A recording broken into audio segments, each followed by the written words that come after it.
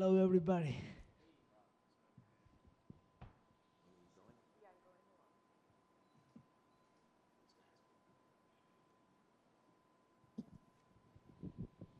All right, Merab, well, it's main event fight week. Does it feel different for you?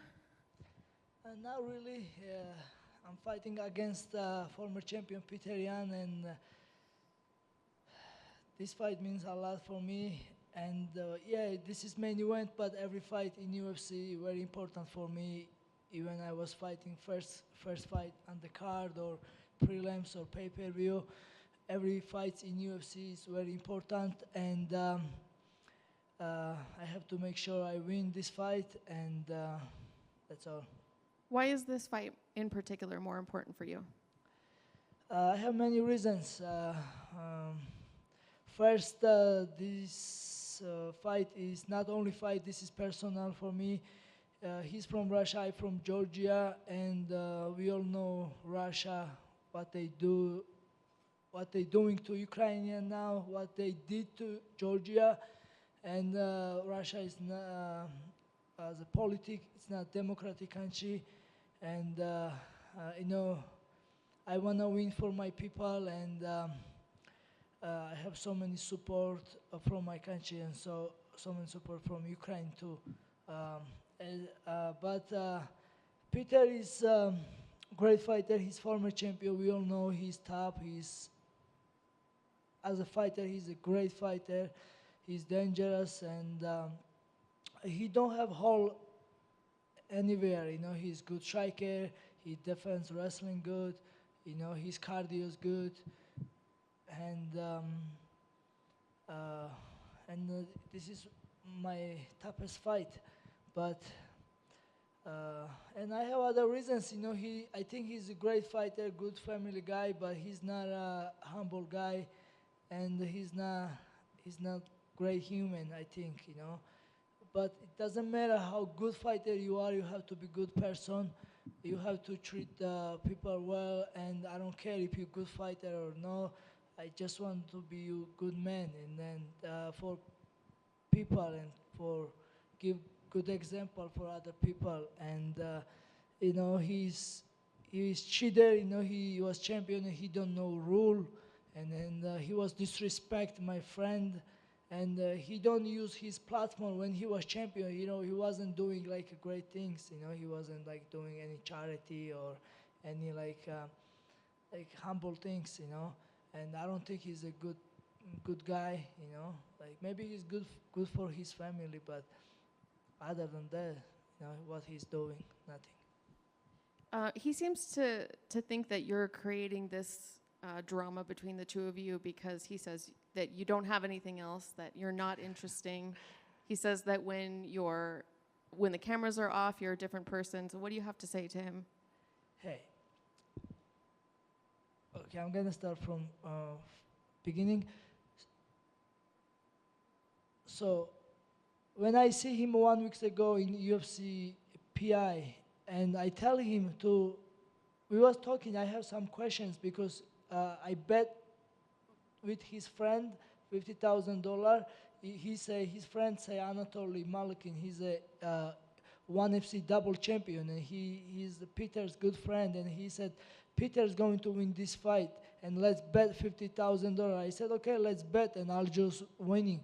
And we make bet, and all his country, all my country know about it, and it was big deal.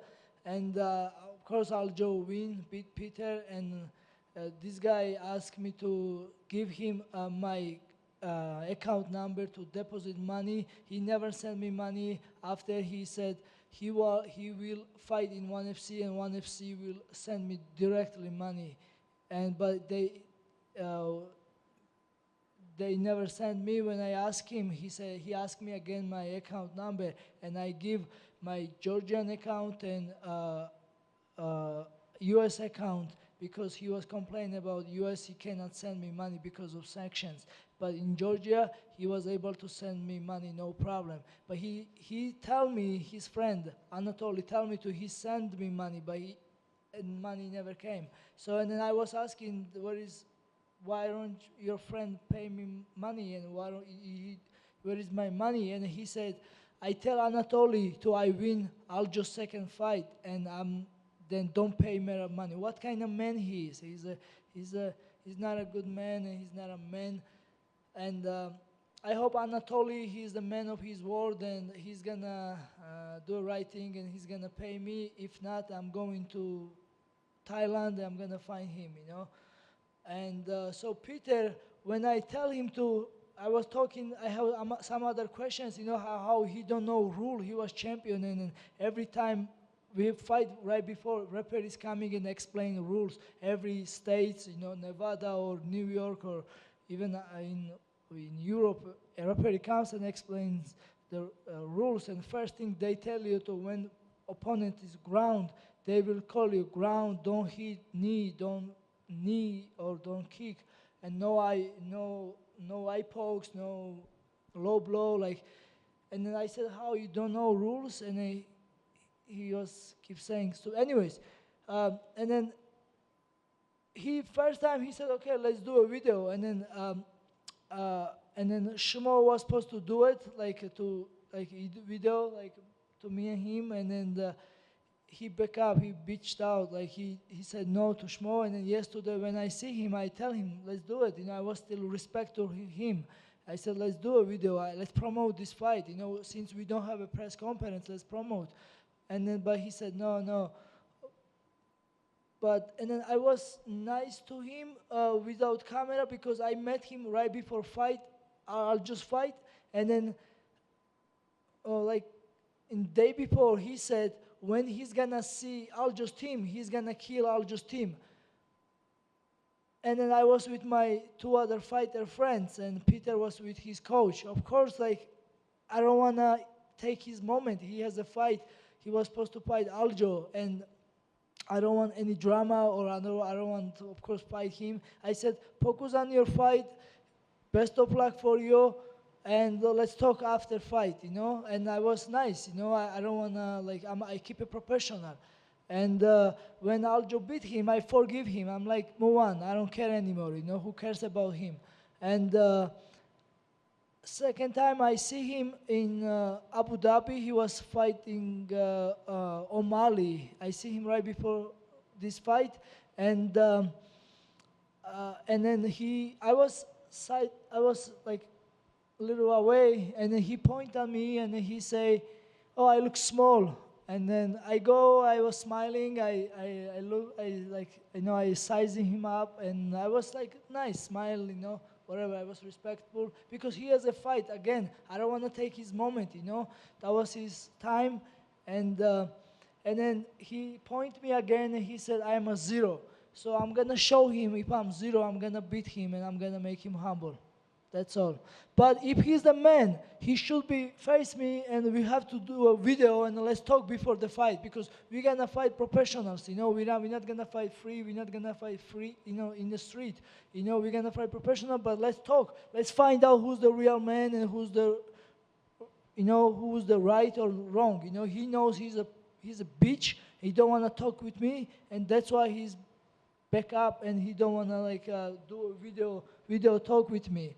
You know, we are professionals, and we should do this and promote this fight, or like let's just find out like what's his head and what he's thinking about. Just other than he's a good fighter, what other good things he can do in life, and because when he told me his friend don't have to pay me, when we bet, he don't have to pay because he don't lose, like, what kind of man he is? So he's a fucking liar and piece of shit. Sorry. That's okay. When you look at this fight, do you imagine going in there and beating him really quickly, or would you rather, last the 5 rounds and torture him through 5 rounds? Which one are you kind of hoping for? Actually, I want to knock him out, but he's toughest opponent I ever have. And it's gonna be a tough fight. It won't be easy for me, but like I said, I'm gonna look for knockout. That would be sweet. If not, I don't care. I take any win, either decision, submission, or split decision. I don't care. I just wanna win against him, and yeah, like I said, make him humble, you know, because he's cocky, Russian bully, and I don't like that. I know right now there's some political stuff going on in Georgia. I know a fighter was arrested for protesting. Yeah. Would a win mean something for the country? Always, you know, my country is democratic country, and people always been protesting, you know, um, and now, like, there is another protest in my country, and our professional fighter Mate Sanikidze was protesting, and then he got arrested. Um, you know, uh, free Mate Sanikidze. I wish him to be free soon because he's a great fighter, and he will be out. You know, it's my country, it's democratic country, and he was fighting for democratic rules and everything. So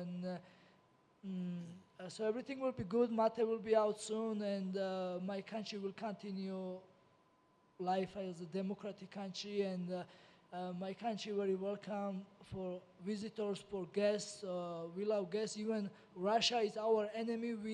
When Russian people coming to our country, they love it. We treat them well. You know, our guests, it's from the God, and we are very famous with hospitality, and we love guests, and we love everybody. And in my country, all religions, we are Christian country, democratic country, but all religion, we all live peace, and we all live good, and I'm proud of this, and my country is good, and my country, you can protest whatever you want, but you know, so yeah, I don't want to go too political, but everything will be good. You know, Mate. I hope Mate will be out soon, and it's part of the life. You know, this is. And we know you're not going to fight Aljamain, but if you win this fight, the next logical step would be a title fight, or you would have to change divisions. What's the plan if you get through this? First, I have to win this fight against Petr Yan, and after I will beat him, Aljo said he will beat Henry Cejudo and O'Malley, and he's planning to move up weight class. And if Aljo decide that, and if he wants to do it, I will fight title next. I'm not gonna fight another opponent. But if Aljo decide to stay and fight another contenders in a clean division, I will fight somebody else, or maybe cut to 125 and fight whoever will be champion there. Otherwise, like I said, if Aljo decide to move up, I will fight title next. I'm not fighting. I don't have nothing to prove. I don't have to fight Peter either, because I have 8-fight win streak. Peter has 3 fight. I think from 4 he lost 3. So, and then he last 2. He's coming from last 2 lose streak. So, but you know, I want to be busy, and it's actually I'm giving him chance to, you know, like, you know, if he beats me, then I guess he will be contender for title too. But you know, I don't want to wait, and I want to challenge myself. And this is, yeah, this is how UFC wanted, how he wants. Actually, he asked UFC to this fight, and okay, no problem. UFC asked me. I have never said no to my opponent, my challenge. Whoever UFC give me, whenever they give me, I'm always willing to fight anybody, anytime, anywhere, and I'm always will do. But like after this win, like I said, if Aljo decides to move after, it depends 2 more times. But if decides to move up, and I fight title. If not, then I will clean division. Thank you. Thank you. Merab, right here. Yes. I wonder, you have a great team and training partners, and you've just helped prepare Aljo for 2 fights against him. So you know him really well, and your team knows him really well. It kind of reminds me when Dominic Cruz finally lost to an alpha male fighter, because they had fought him so many times. So how much does that help you, having helped Aljo train for these fights, and having, you know, your coaches and your team have that experience of game planning for him for 2 title fights? Yeah, it's a good question. But even Aljo fought him 2 times. Peter is still dangerous, and he's, you know, how are you gonna prepare a fight for him? You know, he's fight hard always. You know, he has a great striking, good wrestling defense. Even he can wrestling too. He has a good cardio. He always fights hard. You know, he's former champion. It's hard to prepare fight with. You gotta go war, you know. But Aljo told me one thing, you know. Yes, Peter is tough, but he's human, you know. Aljo believe I can beat him. You know, I have to do just my style, and I can beat him. So I believe myself, and I want to win this fight so much, and I'm just gonna put everything into it, and I believe myself, and I make sure I'll be winner on Saturday. Do you see, and I know you're not going to tell us what it is, but do you see something that you can capitalize on? Like, for example, something like Alexa Grasso just did against Valentina. Yeah. He does this, you do that. Do you see something that you know you can attack the minute you see it in the octagon? No, I don't see any holes with Peter. You know, I have to fight hard. You know, either it's wrestling or either it's striking. You know, everywhere he's tough and he's good, and yeah, he's been on top a long time. And yeah, I don't think he has like these holes, but I have to break him. It's interesting because you don't have respect for him as a person, but you have a lot of respect for him as a fighter. For sure, you know, he's a great fighter. He is great fighter, and he's a good family guy. He has a good, beautiful family. You know, he has 2 kids and everything. Like I said, he may be good for his family, but you know, I don't think he's a good person in real life, and that's what I'm complaining about. But yeah, he's a great fighter. Thank you. Thank you. Hey, Merab, right here, brother. Hey, how are you? Question for you. You're normally a pretty humble guy, and now, I mean, you got a little bit of animosity coming into this fight with Peter. Do you enjoy having a little bit of beef with a fighter coming into the fight? Does it get you more hyped up? No, I rather fight somebody. I rather fight somebody like regular, normal opponent, like it was Jose Aldo, Marlon Moraes, Cody Stamen, John Dodson, or Casey Kenny, and I have so much respect to all my opponents. And if Jose Aldo beats me, I'll be same happy I was for myself. And if it's not good for me, but it's good for you. God bless you. Move on, and then good luck for your future. And then it's a fight, you know. Somebody has to lose, somebody has to win. I rather fight like this. This is extra pressure like this because I don't like that guy. I don't think this guy is good, and that's why I have to make sure I have to beat him. You know, that's my thing. You know, I rather fight normal good fighter. You know, like because I don't have enemy, man. I don't like this drama. I don't like this is. We are professionals, yes, we are fighters, but I mean, this is real, you know. I'm really mad about him because, you know, whatever I see, I don't like how he's doing. You know, he's lying. He's not a real man, you know, in a life, and that's why it's everything like this. Do you think there's any chance after the fight that you guys can be friends? We will never be best friends, but yeah, like, man, yeah, I can be friends with him if he apologizes and if he will be like, if he will be sorry all about, and if he will come humble, and yeah, like, no problem, and you know, I'm not looking for enemies, but now this time I don't like him. But after the fight, we'll see. You know, let's see how he's gonna do.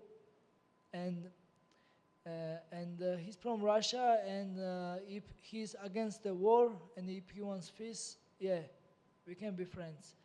But if he supports war, I'll never be his friend. Thank you. Merab, thank you for taking the time. We've seen you in big fights, pay-per-views, co-main, all that good stuff. But now you're the main event. How much more do you like it? How enjoyable is it to be on the poster, to get all this attention? Or do you not like it so much, you know, because you're just a fighter's fighter and like to focus on your performance in the cage? Uh, How have you liked all this attention? right. Actually,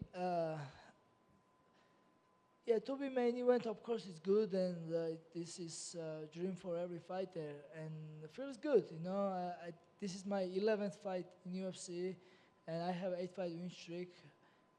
I think I should be 10-0 UFC, but because of judges robbed me or like stupid like decisions, but feels good. But actually, like last time when I fought in Salt Lake City, it was pay-per-view, and I was more busy with like media and stuff.